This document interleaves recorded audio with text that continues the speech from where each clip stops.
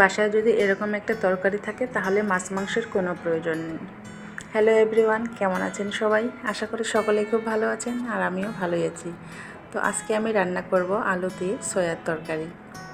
প্রথমে আমি কড়াইতে পানিটা ফুটিয়ে নিয়েছি, তারপর দিয়ে দিলাম এখানে সয়াগুলোকে একটু ভাপিয়ে নেব।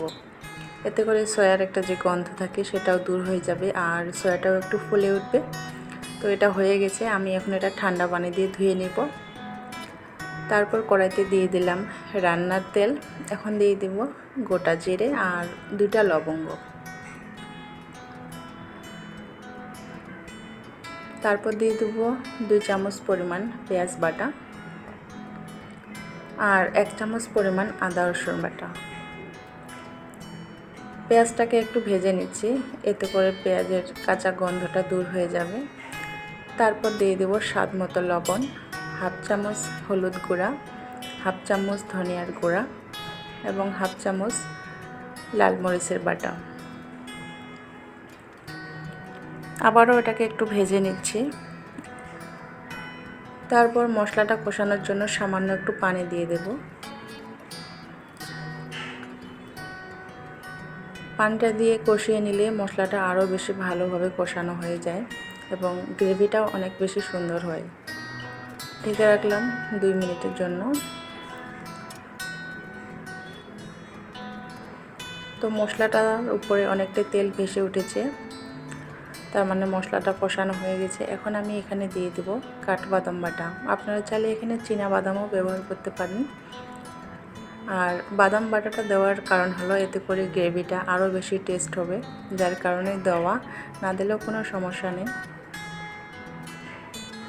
তো মশলাটা আমার কষানো হয়ে গেছে, এখন আমি দিয়ে দেব কেটে রাখা আলু। প্রথমে আলুটাকে একটু আমি কষিয়ে নিচ্ছি।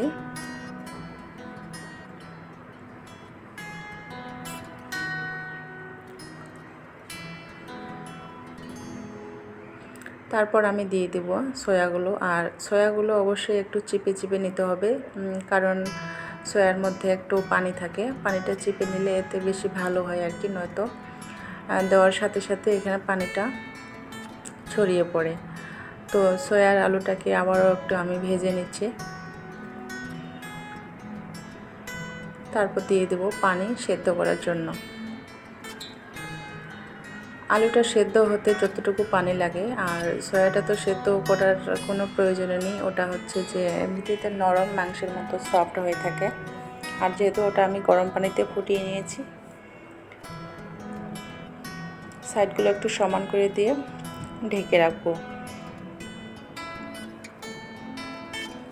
তো পানি অনেকটাই শুকিয়ে গেছে, এখন আবারও একটু আমি ভেজে নেব আলু আর সয়াটাকে।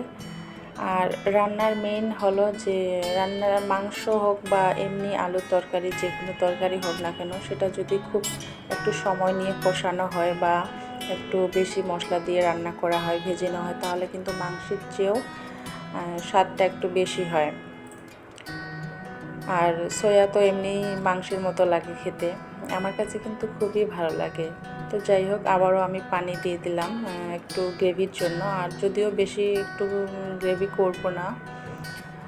তারপর পানিটা ফুটে এলে দিয়ে দেব গরম মশলা। মশলাটা দিয়ে আবারও একটু আমি খুব ভালো করে নেড়ে চেড়ে দিচ্ছি।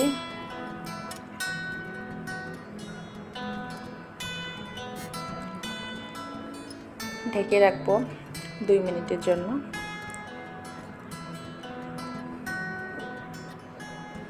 তারপর একটু দিয়ে দিলাম ধনেপাতা কুচি।